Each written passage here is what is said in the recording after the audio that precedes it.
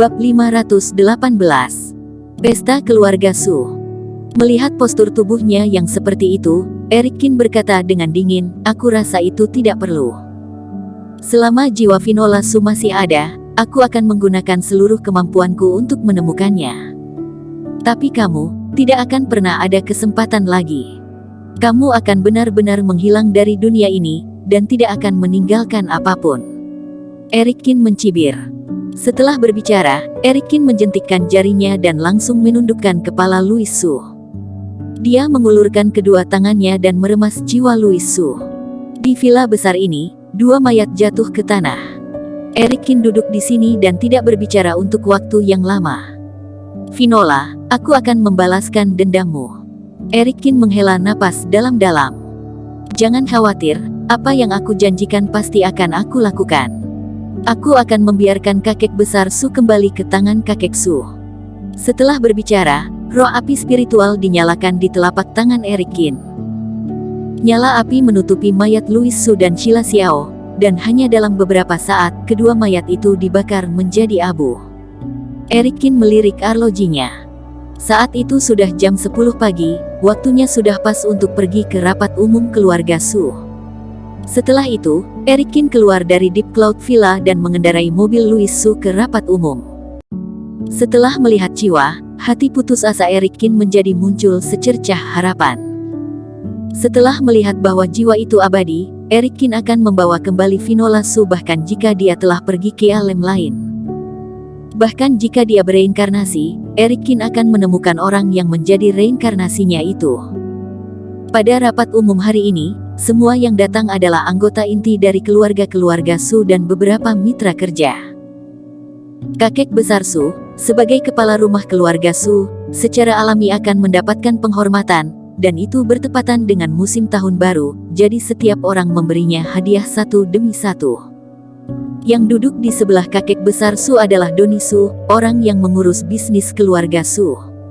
Karena Doni Su adalah anak pertama, kakek besar Su sangat menyayangi Doni Su sejak kecil.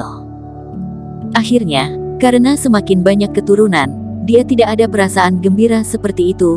Ini juga salah satu penyebab rendahnya status Louis Su dalam keluarga-keluarga Su. "Ayah, ini penerus keluarga Su, Axel Su," Doni Su memperkenalkan. Kakek besar Su mengangguk puas dan tersenyum, "Ya, muda dan menjanjikan." Bagi kakek besar Su yang lebih dia hargai adalah kemampuan usahanya. "Terima kasih kakek besar Su atas pujiannya." Axel Su sedikit mencondongkan tubuh, lalu dia mengeluarkan kaligrafi dan lukisan, dan berkata, "Ini yang ditinggalkan kakekku saat dia meninggal. Ayahku memintaku untuk memberikannya padamu." Kakek besar Su buru-buru mengambil kaligrafi dan lukisan itu.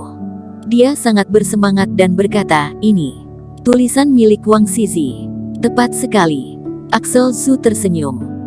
Kakek besar Su tidak bisa menahan tawa dan tawa. "Aku sudah beberapa kali meminta kakekmu untuk memberikannya padaku, tapi kakekmu tidak pernah mau memberikannya padaku." Axel Su mengangguk dan berkata, "Ayahku berkata, selama kakek besar Su suka, tak masalah." "Bagus, bagus." Kakek besar Su senang, dan mulai menyukai Axel Su. Para mitra yang hadir dan anggota inti keluarga Su tidak bisa menahan rasa iri. Sekarang keluarga Su ini semakin baik saja. Aku belum pernah melihat kakek besar Su berekspresi seperti itu." "Omong kosong, apa kamu tidak tahu? Orang luar mengatakan bahwa keluarga Su adalah anjing paling setia dari keluarga-keluarga Su. Jika aku punya kesempatan, aku juga ingin menjadi anjing untuk keluarga Su." Semua orang terus berkata, ekspresi iri hati mereka sulit untuk disembunyikan. Saat ini, Erik Kin sedang mengemudi ke sana. Setelah tiba di sini, Erik Kin membuat penyamaran, dan mengubah dirinya menjadi Louis Su, dan kemudian melangkah menuju tempat tersebut. "Tuan Muda Su, maaf," kata Tuan, "kamu tidak bisa masuk." Namun, begitu Erik Kin berjalan ke pintu, dia dihentikan oleh dua penjaga keamanan. Erik Kin sedikit terkejut, apakah posisi Louis Su dalam keluarga Su begitu rendah? Bahkan dua penjaga keamanan berani menghentikannya. Erik Kin menggelengkan kepalanya tanpa daya, Cahaya putih melintas di matanya, dan mata kedua penjaga keamanan itu tiba-tiba menjadi gelap. Kemudian, Erikin melangkah masuk. Dia dengan santai menemukan tempat untuk duduk, dan dari kejauhan, dia diam-diam memandangi kakek besar Su di atas panggung.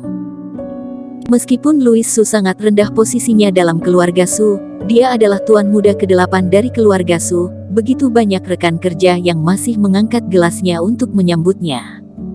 Tuan Muda Su, kamu di sini. Tuan Muda Su, kami sangat menyesali atas kejadian untuk keluarga Su, dan semoga kalian baik-baik saja. Erikin mengangguk sedikit dan berkata, terima kasih atas kebaikanmu. Di atas panggung, kakek besar Su dengan cepat melihat Louis Su, yang tidak diundang, wajahnya dingin, dan dia mendengus dan berkata, siapa yang membiarkan dia masuk? Doni Su dengan cepat menegur, ayah, dia masih keluarga kita sendiri, biarkan dia tinggal di sini, jangan membuat malu di hadapan orang luar. Kata-kata Doni Su cukup signifikan, dan kakek besar Su mengangguk dan setuju. Erikin memejamkan matanya sedikit. Teknik kerohanian menembus ke dalam artefak luar angkasa, dan bertanya dengan samar, apakah Anda mengendalikan semua orang di sini? Penguasa Partai Yinming dengan cepat berkata, hampir semua anggota kunci keluarga Su berada di bawah kendaliku. Boleh juga. Erikin mengangguk, aku mungkin membutuhkan bantuanmu nanti. Selama kamu melakukannya dengan baik, aku dapat mempertimbangkan untuk menemukan tubuh untukmu. Partai Yinming mendengar ini dan langsung berkata dengan sangat gembira, terima kasih, Tuan Qin.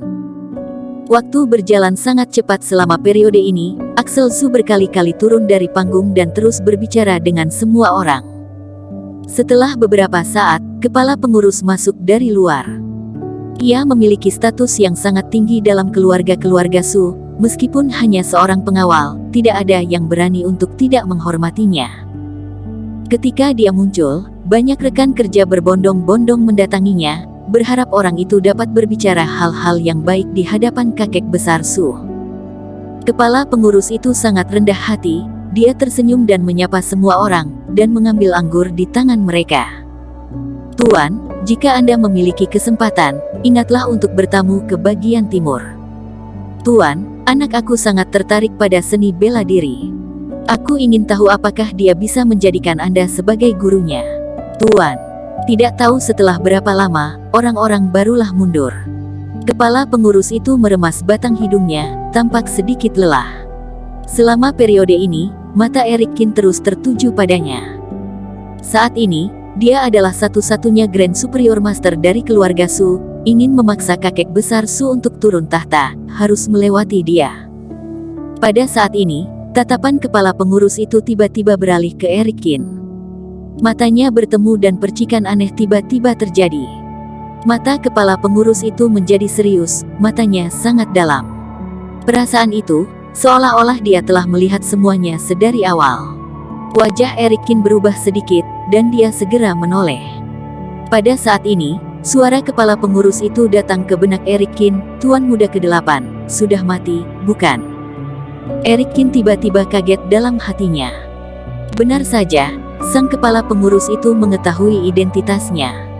Hal ini membuat Erikin sangat gelisah. Menurut akal sehat, sulit bagi orang dengan pangkat yang sama untuk melihat penyamarannya. Bersambung. Terima kasih telah menonton video ini sampai akhir. Jangan lupa subscribe dan nantikan kisah episode selanjutnya hanya di Novel Story. Salam.